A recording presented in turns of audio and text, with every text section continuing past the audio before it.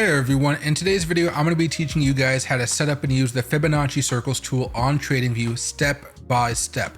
The goal of today's video is to show you guys exactly how this tool works and how to use it to identify high probability turning points in the market before they actually happen. So whether you guys are day traders or swing traders, Fibonacci Circles are going to give you a completely different way to read price action that most traders have never even heard of. So if you guys are looking to become a better trader or just looking to become more profitable, please consider hitting that subscribe button for daily videos on how to become a better investor. Let's get started. Now, there are three main ways you guys can add Fibonacci circles onto your charts, and they all have their own benefits and, let's say, weaknesses. The easiest one by far for most of you guys to do is to simply go over here to the third box, which is your Gann and Fibonacci tools box. Go down and hit Fib circles. If you guys are going to be using this a lot, which you will, give it a gold star so it goes over here on your cheat sheet. That way you guys don't always have to go back in here and look and find everything again. Click on the Fibonacci circle, and what you're going to do is you're going to find a low and a high point of a trend. Imagine you're using a basic Fibonacci extension or basic Fibonacci retracement tool, I should say, and then find your low with the magnet and then find your high with the magnet. Squeeze it down a little bit so it makes more sense. And there you go. That's the easiest way to add Fibonacci circles onto your chart. The problem with this, and one of the weaknesses, is you're going to have to wait a while before you hit these levels, especially if you're using on the monthly charts, the weekly charts, or the daily charts. It's going to take a while before you even start hitting that first level.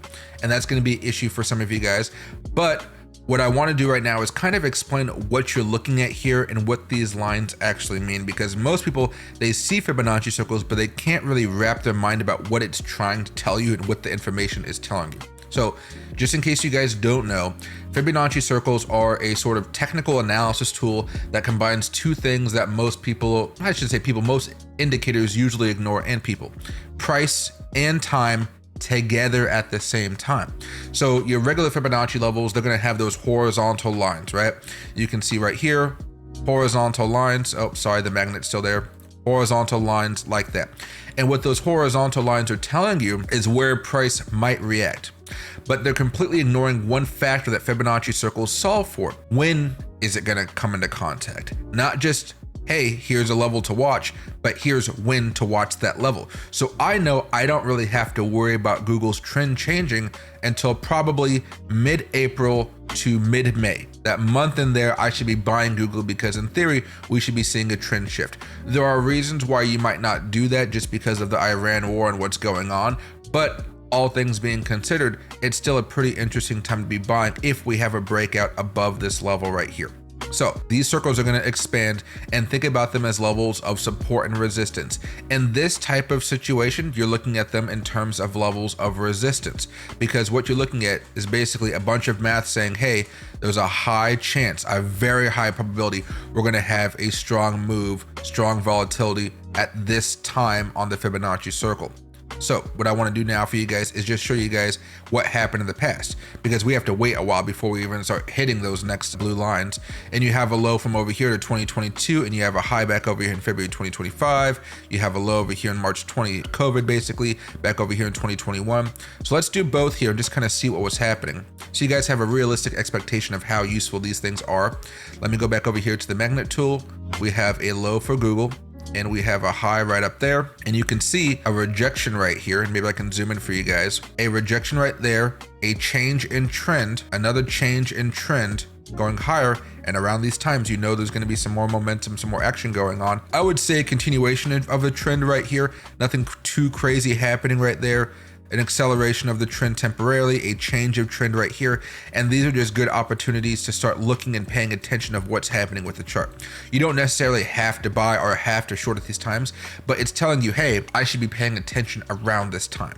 So you could go weeks without looking at Google because you don't expect anything too crazy to happen. Maybe smaller trend changes, smaller momentum changes for day trading and stuff like that. But if you're looking for those swings usually happen pretty close to these Fibonacci circles.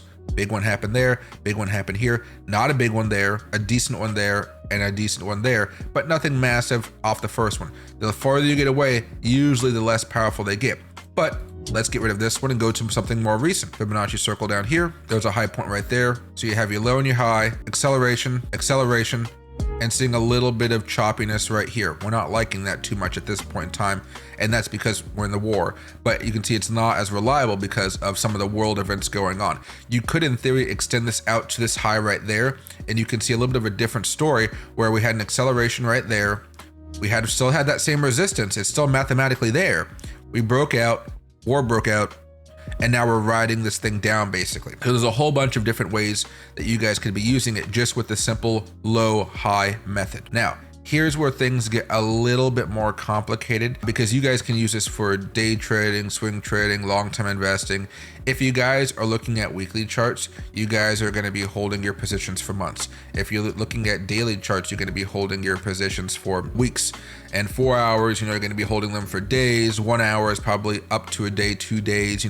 There's a lot of different ways to use this, but that was the simple way. Now to move on to the more complicated ways of doing this, which isn't incredibly difficult, but you kind of have to remember a few things and you have to do a little bit more work. So one way, and I would say this is just a way that has come up through chat rooms and Reddit posts and famous traders kind of just talking about how often this happens. If you add that Fibonacci circle, go to the low, take off the magnet after you hit that first low point, and you find a high point, and you bring the red circle, this bottom corner right here, to the high point, so it's hitting the bottom right, so it kind of fits if you look like that. What you'll see is you usually have access to use these support levels from here to here, a trend change there, acceleration there, trend shift there, and so forth. There is not as much math behind this one, but usually if you find a high point and you put that high point inside of the circle right here, so it kind of makes a little bit of sense, like you kind of like forcing it to work. This, for whatever reason, is another one that most books won't teach you, but you'll find a lot of the CNBC guys, the Bloomberg guys, if you ever have a friend that works in Wall Street and they do some trading, not like professional trading, but they do it at their house, or their nice condo or nice apartment, they're going to be using something like this. And it allows you to start using some of the boxes on the inside, which a lot of people do not use because it's a very difficult thing to master. Typically, what you'd want to do if you want to do this in a more professional way, I would say it's much more difficult nowadays because we have so much more money in the market, and we're not just like steadily going up anymore. We're going parabolic nowadays. We're not used to that type of movement. You'd have to go over here, lock your price to bar ratio. You'd then have to go over here to settings. You'd have to go over here to scales and lines, and you have to lock the price ratio to 1 or something like that, or 1.5. And you can see how that locks it in a different way. It's not something we really want to do here, and most of you guys don't have time for that, but maybe I'll make a more detailed video in the future for you guys. Excuse me, guys. All right, now a couple different ways you can look at this. Let me just go over here to the monthly chart so I can show you guys a forecast, if you will. Same thing, find the low, magnet off, and you get the circle to hit the top. All right, now during this I can go back to the weekly chart, and it's not hitting it exactly the way I want to, but that's fine. There you go. And from that point on, once we have that high, you can see some support right there. It bounced around, it wasn't that great. Support right here, breaking down, coming down to the next level, breaking down, coming to the next level. And usually when you break down below a Fibonacci circle, you're expected to hit the next one. Just like if you break it, you're expected to go to the next one. But if you're coming down and breaking down below it, next one, next one, next one, next one, and of course you're gonna hit it eventually, but you have to kind of see the trend change that's happening. You have to understand kind of what's happening in that macro environment, which some people aren't going to understand, like what's happening with the Fed, how's the economy doing, that type of stuff. Now, the last way to do this, and I would say the most complicated, but my personal favorite, is to use a mix of Gann boxes and Fibonacci circles, which is going to be a very, very important thing for you guys to learn how to do. So, for example, let's go back in time a little bit. What you do is you find a Gann box, you do the same low to high as before, okay? Then what you do is you click on it, go to settings, well, excuse me, not settings, you go to more, hit clone, line it up so it's like a reverse, side by side, and basically what we're doing is we're squaring the box. We're gonna clone it again and move it up. And what we now have is how long it took us to go a certain amount up, one by one, squared it by adding these two boxes.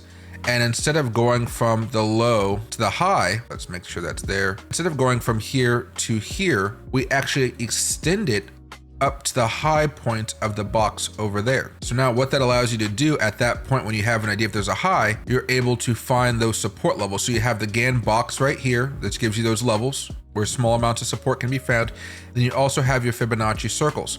So most people are going to buy where the Fibonacci circles and the Fibonacci box lines actually meet, and then that's where you're going to find your strongest levels of support. In this case, it happened to be here. You can see we might have had some bounces across this, some small bounces, but in reality, the strong support level was where you had both of those things working together and having those larger moves. Just like over here, we had more resistance when we had the Fibonacci circle right there and the resistance level right there. We had much worse time actually breaking out. We hovered around it, but we didn't have the breakout for about 60 days.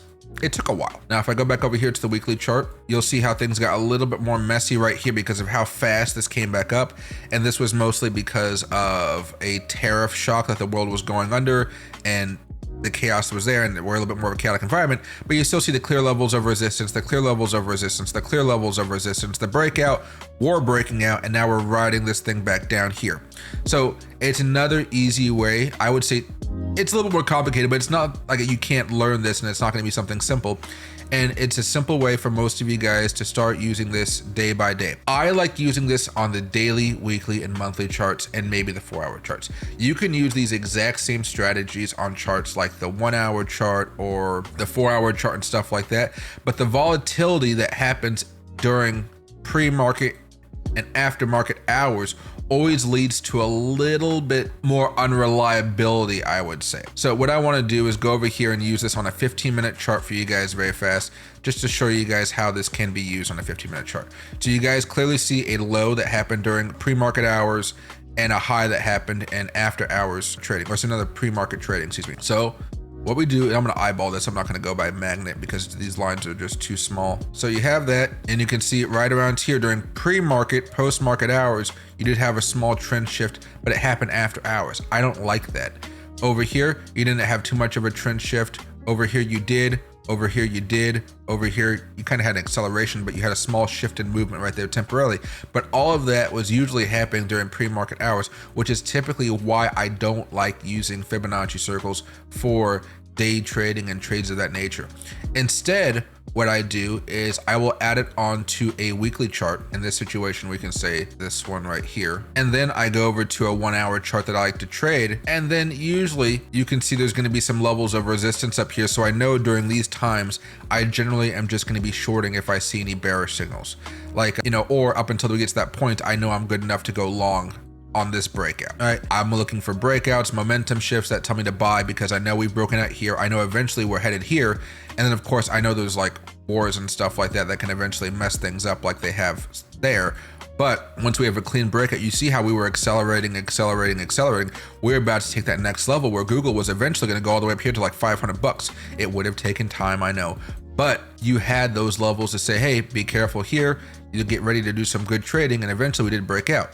Because remember, even if you bought right here for a breakout because you saw it breaking out, let's say you bought right there, that downside was only 10% when you know you were expecting much more than 10% for a larger move when it came to Google. And then on top of that, you could always add your momentum indicators like your weekly momentums, like MACDs, stochastics, RSIs. And when those are bullish and you have a breakout here, that's when you usually buy. You don't normally just buy off the breakout. You have to have the momentum plus the breakout to actually have that larger move. And maybe I'll show you guys a trading strategy here in the next, another video as well. I don't want to make too many of these videos in a row, otherwise people get confused, if you will. But yeah, that's the basic way you guys will be using these. They're very good tools. I hope you guys ask any questions you guys have about them. I'll answer them down in the comments below. This is one of my favorite tools out there and it's very useful. You just have to understand what part of this tool you guys want to use and how you guys want to use it. But I would say for the majority of you guys, daily charts, weekly charts, monthly charts, possibly 4-hour charts, it makes the after hours trading so confusing if you ask me. But there you have it. If you have any questions, please leave them down below and please make sure to subscribe. Hey everyone, today's sponsor is Weeks, a global crypto trading exchange where you can trade hundreds of cryptocurrencies, use futures and spot markets, and even copy expert traders all from one secure platform. If you want to check it out, the link is in the description below. Thanks.